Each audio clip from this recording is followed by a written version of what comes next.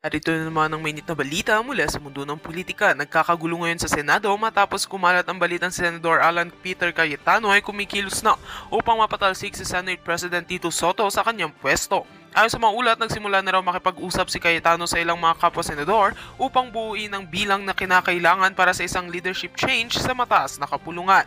Hindi naman natuwa ang mga netizens sa nasabing hakbang dahil marami ang naglabas ng kanilang saloobin online.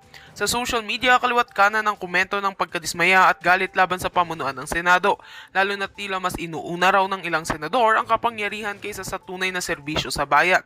Trending ngayon ang mga hashtag na galit sa Senado at hashtag Soto out. Samantala, nananatiling tikom ang bibig ni Senator Soto sa isyu at iginiit na ang Senado ay dapat manatiling matatag sa gitna ng mga usaping pampolitika. Subalit ayon sa ilang political analyst, hindi malayong magkaroon ng biglaang pagbabago sa liderato kung magtutuloy-tuloy ang pagkilos ni Cayetano at kung madadagdagan pa ang mga senador na susuporta sa kanya. Patuloy naman ang pag-aabang ng publiko sa susunod na hakbang ng dalawang senador. Ayon sa ilang eksperto, kung hindi maaawat ang tensyon, maaari itong magdulot ng matinding kaguluhan sa loob ng Senado na tiyak na magpapalala sa imahe ng mga mambabatas sa mata ng taong bayan. Abangan ang mga susunod na kabanata sa umiinit na bangayan sa Senado.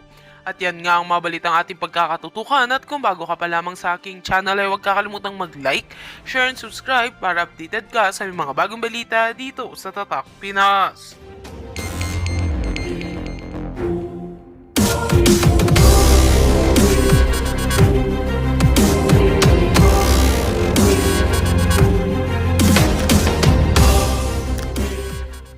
Ang umuugong na balita ay ito pong si Senator Alan Peter Cayetano na kung saan ay ang sinasabi ay meron na raw po itong sapat na bilang at sabihin natin majority votes mula po sa kanya mga kasamahan sa Senado. Tag Tito Soto, I have one question for you, sir. What was your qualifications that you were considered unselected as the Senate President? Because as far as I can see, you do not even have the capacity to hold a decent debate, to hold a decent introduction. Ganon ka kaliit ang utak, ganon ka kabobo. And yet, you hold the highest position in the Senate? For what reason exactly? Ako po.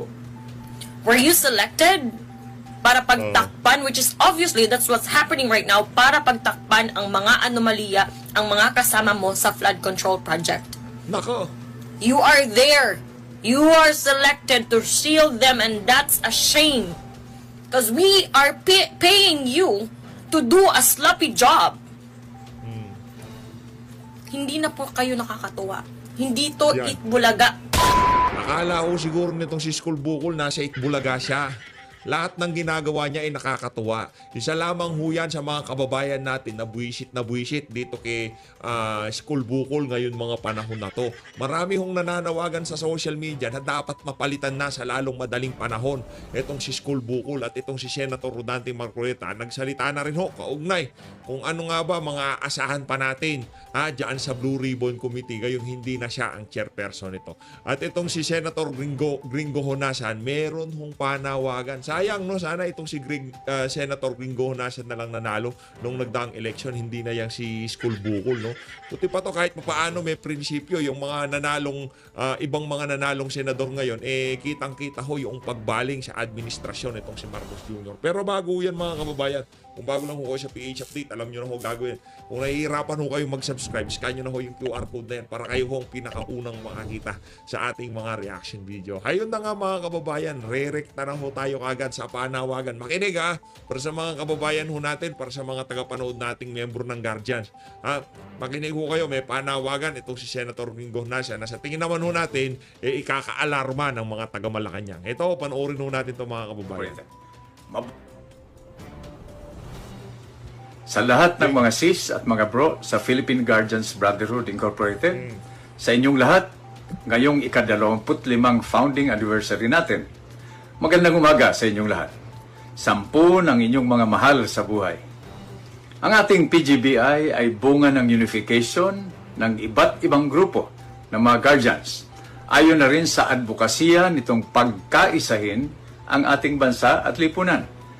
Mula noon hanggang ngayon, patuloy natin itong ginagawa kahit alam natin na hindi madali. Sa kasalukuyan, Nahaharap na naman tayo sa isang hamon para patuloy na manawagan para sa pagkakaisa ng bansa at mamamayan upang labanan ang kahirapan tungo sa kasaganahan at kapayapaan. At nang sa gayon, masanda tayo at kakayanin nating harapin ang iba pang mga suliraning panglipunan, pati na ang banta sa soberanya ng ating bansa. Sa gitna ng makulimlim na panahon ng sitwasyong pampolitika at pang-ekonomiya, hindi lang ngayon, kundi lagi nang bumabalot sa ating bansa, hinihikayat ko ang lahat ng mga kasapi sa pangunguna ng mga nasa pamunuan na patuloy nating pagtibayin ang ating hanay at huwag tayong maumay na manawagan na magkaisa, mag-organisa at kumilos sa abot ng ating makakaya. Manawagan tayo ng pagkakaisa sa lahat ng mga nakaraang namuno, sa mga kasalukuyang namumuno at sa mga naghahangad ng mga pansarili at pangpartido politikal na interes sa interes ng mamamayang bayan. Manawagan at mag-organisa din tayo sa hanay mamamayan upang kumilos para sa pagkakaisa at kapayapaan at iluklok ang mga pamunuang lokal at sa nasyonal, ang mga tunay na magtataguyod ng pagsugpo ng kahirapan para sa tunay na pagbabago. Muli mga kapatid, humayo tayo at manawagan na magkaisa, mag-organisa at kumilos para sa bayan at mamamayan. Mabuhay kayo, mabuhay ang Philippine Guardians Brotherhood Incorporated. Ayun na nga mga kababayan, no? At isa lamang huyang si former Senator Greg Honasan sa mga nananawagan ngayong mga panahon na to dahil kitang-kita na ho talaga yung nangyayaring lantarang pagnanakaw. Yung tipong ang nangyayari ho kasi hindi naman paghahanap ng katotohanan eh. Hindi ho accountability. Ito base sa mga nababasa natin sa social media sa ating mga kababayan, cover up daw ho ang ano na yan, yung Independent Commission para imbestigahan itong ano na to, itong napakalalang mga ghost project dito sa flood control projects na to, yung mga contractor, yung mga district engineer. Ang mangyayari daw ho dito mga kababayan, ito base lamang sa mga nababasa nating nagko-komento sa social media ng mga kababayan natin. Ang dating daw para sa mga kababayan natin, cover up ito para ma-absuelto hetong si Marcos Jr. sa lahat ng mga kabalbala na nangyayari ngayon sa ating bansa. Rekta na ho tayo dito kay Senator Rodante Marcoleta. Ano ba mga aasahan natin bukas diyan sa Senado? Isa na tayo inananalangin na talagang magkarigo dun bukas, no?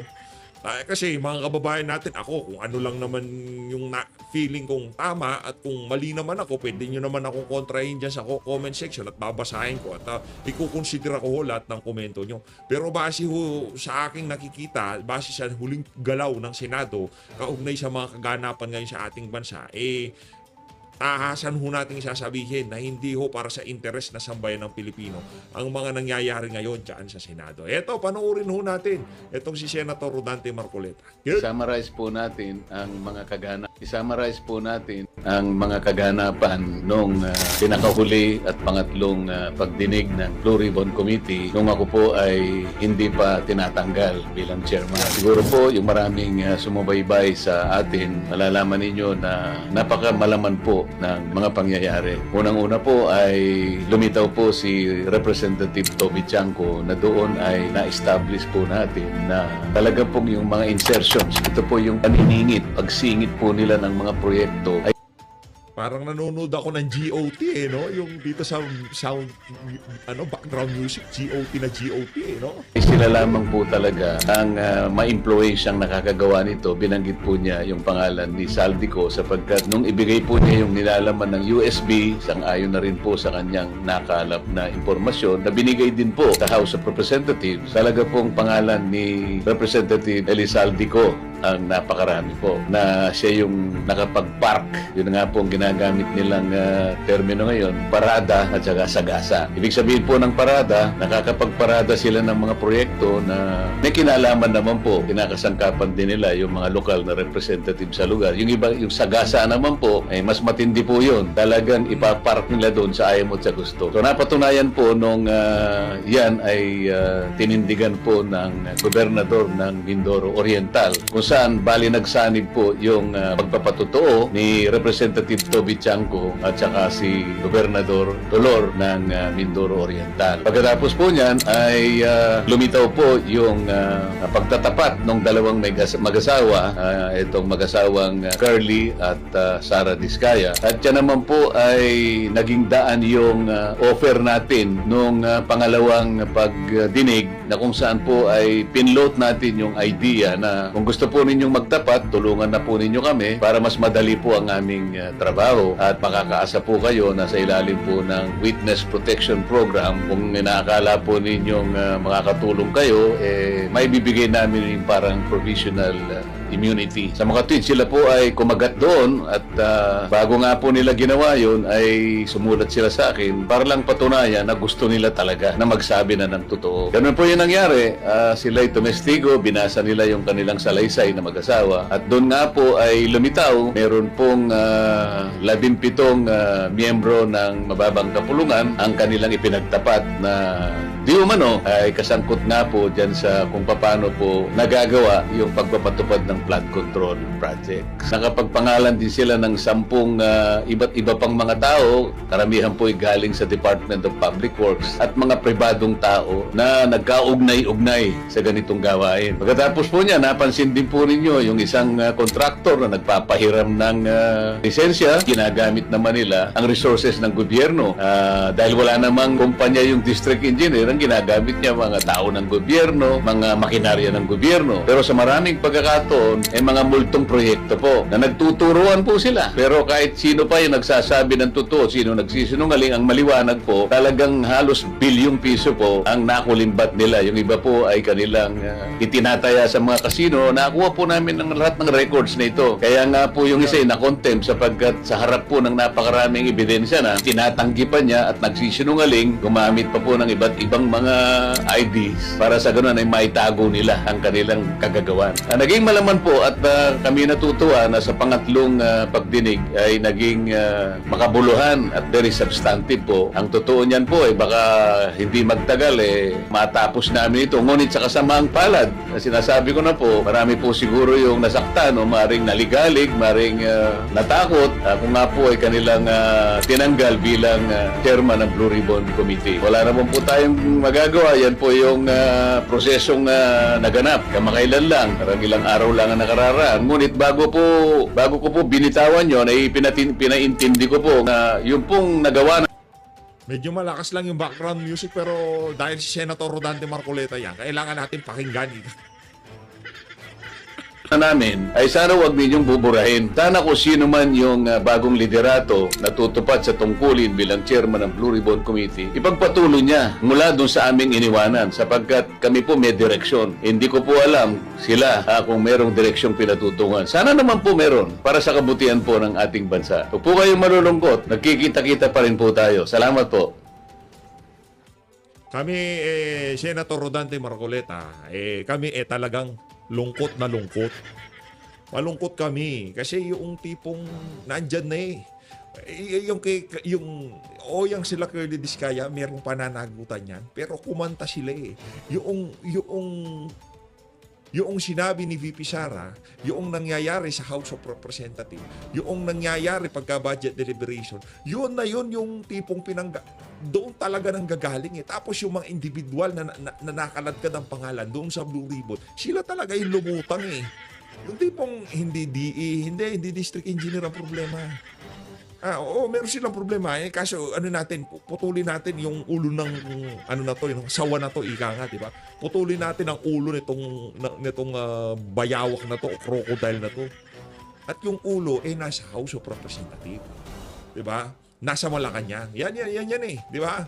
Nandiyan talaga sila, hindi yung mga naimang kontraktor. Wala namang nanakawin yung mga kontraktor kung hindi lalagyan ng pondo ng mga kongresistang kontratista, period. Di ba? Yun ang problema. Pagka ikaw, congressman ka, tapos pinasok mo yung pangungontrata, paggawa ng mga proyekto. Naku, laki ng problema mo dyan, Brad. Tignan nyo ngayon si Zaldico, hindi makauwi ng Pilipinas. Di ba? Meron siyang SunWest O yung kapatid naman niya, meron namang high tone. Yan ho ay kasama sa top 15. Huwag na nating anuhin yung sinasabi nitong si Bangag na listahan. Ang sigurado dito, ang anak ng TOCA, Committee on Appropriation ka, meron kang SunWest construction company, tapos hindi mo bibigyan ng Diba? Napakalaking kalokohan naman nun. Kaya sinasabi ni Terry doon, kaya siya nag-divest. Anong divest? Anong divest? Ikaw nga founder nun eh. Tapos Committee on Appropriation ka. Ngayon itong mga kontraktor na to, kayo pinangalanan. Maya-maya papalitan nyo tong mama. Magkakaproblema ho talaga tayo dyan. At sigurado tayo, isa sa panawagan ng mga maglalabas sa kalsada at magkikilos protesta sa mga susunod na araw na dapat mapalitan ang pamunuan na ang Senado. Kasi meron ho talaga tayong problema sa ginawa nitong si School Bukol, nitong si Itbulaga. Yan ang problema. Binoto nyo yan eh. Ano sabi ko? Pagka nanalo yan, magpapakaaso lang kay Marcos Jr. yan. Kung ano ho yung sinabi natin nung panahon ng kampanya, yun ang ginagawa ni Soto. Wala. Pag upo niya, ano na bang matinong ginawa ng mama na yan? Maliban sa pagbanat sa mga taga-suporta nitong si dating Pangulong Rodrigo Duterte. Lagi niya sinasabi, kaibigan ko yung mga Duterte. Anak ng TOCA, kaibigan mo mga Duterte. Kaibigan mo mga Duterte. Alam mo naman na politika ang binabato nila kay VP Sara. Pero okay na okay ka sa impeachment, anak ng TOCA. Yan ang wag na wag mong pakikialaman, Soto. Yung pag-archive dyan sa impeachment, yung bubuhayin mo yung yung impeachment na yan. Anak ng TOCA, talagang maghahalong balat sa tinalupan. Malamang, sambayan ng Pilipino, bibit-bitin ka at ibabalik ka sa Itbulaga. Ito, buta na ho tayo dito kay ate. Itong isa sa mga talaga namang galit na galit dito kay Soto. Hindi ka na daw nakakatuwa. Ito mga kababayan, panoorin nun natin to. Tag Tito Soto. I have one question for you, sir.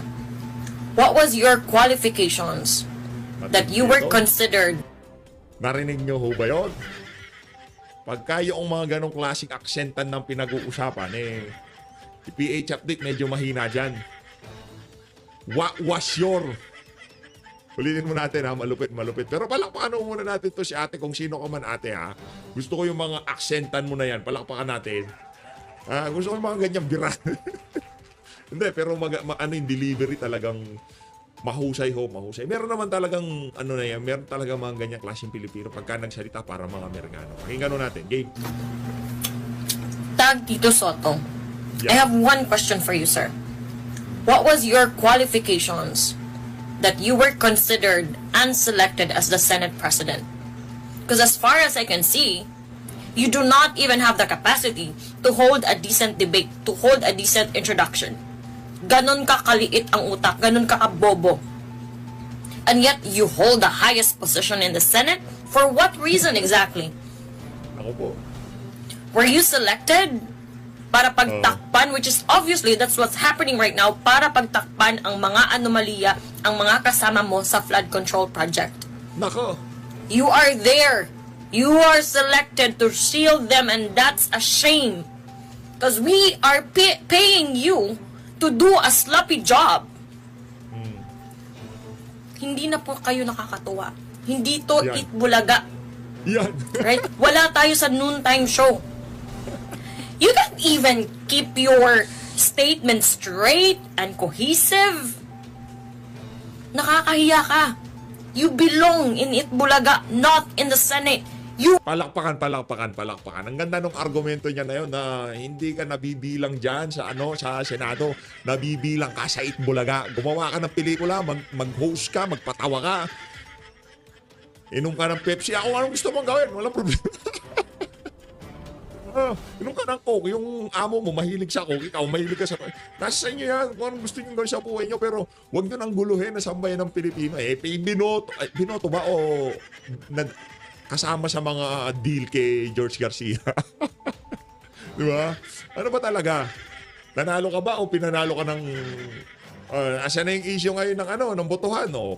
Baba na naman. Pagka eleksyon na naman yan, problema na naman, di ba? Marami na namang consolidation server, marami na namang mga version. Diba? Marami na namang kabalbalan na mangyayari dyan, mga kababayan. Asa na yung mga maiingay sa asa na itong si Chairman George, itong si Harold, si Attorney Harold, kalimutan ko pinito. Hindi na kasi nagpaparamdam baka na-areglo na siya, di ba? Galit na naman yung si Harold. Hindi, napakiusapan. Okay, Who resign. Give your position to someone else, someone capable, someone qualified like Alan Peter Cayetano. Yun. Nakakahiya ka. Ayos. The world is watching. And this is the kind of performance that we're getting from one of the highest paid official in the country. Paid from our hard. Ito mga kababayan, pasadaan lang ho natin na mabilisan. Ganito ko kasi sinilarawan noong mga naglabas ng impormasyon, yung mga pera diyan sa issue ng flood control na yan, nakakwarto at kamakamada. Ito sa tingin ko, flood control man ito. Tignan nyo mga kababayan. Yan o mga kababayan, tignan nyo naman. Kamakamada. Sa tingin ko ganyan na ganyan. Ganyan na ganyan yung kitahan ng mga walang iyang to sa flood control. Ayan grabe, dami pera niya Yung tipong kahit isang ganito lang, yung tipong, may pang negosyo na ako dyan. Diba? May pang may pang tatayo na ako na negosyo ko. Pwede na akong mangupahan ng pwesto sa palengke dyan. Diba? Pwede na ako dyan, okay na dyan. Ano kaya pwedeng ibenta, diba? Ano kaya pwedeng negosyohin? Flood control na lang kaya. Anak ng toko, nagkaroon ka ng ganito karami. Ganito karami, dami na unod mga kababayan. Hindi natin alam magkano yung ganito karami. Pero sigurado dito, napakalaging halaga na yan. Yung kasi pinakita picture lang dyan sa House of Representatives, yung kay Bryce Hernandez. Pero ito talagang video. Tingnan nyo naman Kamakamada. Nakalagay na lang sa plastic ng basura. Pambihira. Sinusort pa dami pera. My goodness. Yan mga kababayan, at sa sa bahagi ng video natin ito. Medyo marami tayong pinasadahan, Dito tayo dito sa video, Ito yung hindi narinig ng mga kababayan natin ito. Napakaganda nang naging talumpati nitong si Senator Chis Escudero noong bumaba siya bilang Senate President. Napakaganda ng kanyang talumpati. Bababa na lang siya, iiwan pa talaga siya ng palaisipan sa ating mga kababayan. Ito, panoorin natin mga kababayan. Ayan yung huntag po na yan yung tipong parang nasa cloud9 itong si School Bukol, yung tipong pinakaabangan ko to, pinakaasam ko to, unang pukpok ko to ng martilyo. Dapat kinuha mo sa ulo mo binukpok Para naman yung tipong meron pakinabang yung martilyo na yan, di ba? Parang pagkaupo niya ng Senate President, unang tatrabahuhin, dapat yung matanggal sa Blue Ribbon ito si Marcoleta. Hindi, bottom line. Hindi sa kung ano pa man kadahilanan. Hindi siya dahil ayaw nila itong si Chis Escudero o kung ano pa man. Ang target lang talaga nila dyan sa pagpapaupo dito kay School Bukol, dito kay Itbulaga dyan sa Senado. Host ng Itbulaga ang ating Senate President, palakpakan. Tawag dyan, Sugod Senado Gang. Sugod Senado gang ganyan talaga binoto nyo di ba? Yan ang magiging ika nga. Yan ang magiging tawag dito. Yan ang magiging resulta pagka naghalal kayo ng mga graduate sa One Bull University. Ito lang isa pa to sa hindi natin maintindihan. Di ba Yang si Mig Zubiri, maliban doon sa issue sa budget, yung mga insertion na pinapatungkulan dati sa kanya nung siya pa ang Senate President. Dahil ayaw siya ni Martin Romualdez. Ito lang, nalalabuan lang tayo dito. Kaya yang si Mig Zubiri, siya, wala rin ng prinsipyong mama na yan. Para sa akin lang, wala rin ng prinsipyo yung mama na yan. Una sa lahat, nagtanggal sa'yo bilang Senate President, yang si Martin Romualdez. Diba? Yang si Martin Romualdez, tinanggal ka. Tapos, yang si Martin Romualdez naman, inupo yang si Soto, tapos yang si Soto ginawa kang majority leader. Payag ka nun. Yung nagtanggal sa'yo, tapos binigyan ka ng Consuelo de Bobo, na kung saan para lang siguro na siya kasama kumampi dito kay Soto, nandiyan ka na. Tipong prinsipyo ng ko, yan yung mga nagtanggal sa akin bilang Senate President, ngayon sasamahan ko. Kayo na lang. Basta may minority pa rin ako. Biglang lipat sa majority narinig yung majority leader, Subiri, majority leader ka na. Okay lang sir, kahit na tinanggal ako dati ni Martin Romualdez. Okay lang, sige, ako na majority leader mo. Pambira, kitang-kita ho yung paglalaro nila sa politika. Yung mga Zubiri, wala ako tiwala sa mga yan. Yung mga panahon na to, ilang mga apelido lang sa politika ang ating pinagkakatiwalaan at una na dyan, ito si dating Pangulong Rodrigo Duterte. Duterte, apelidong Duterte. Yan kasi merong resulta, merong resibo. Ito, anong resibo nito? Sugod bahay gang? Pag inom ng soft drinks? Ng tokwa, Tuloy. Majority Leader, thank you, Mr. Senate President. Nais ko lamang po magbigay ng maikling manifestasyon.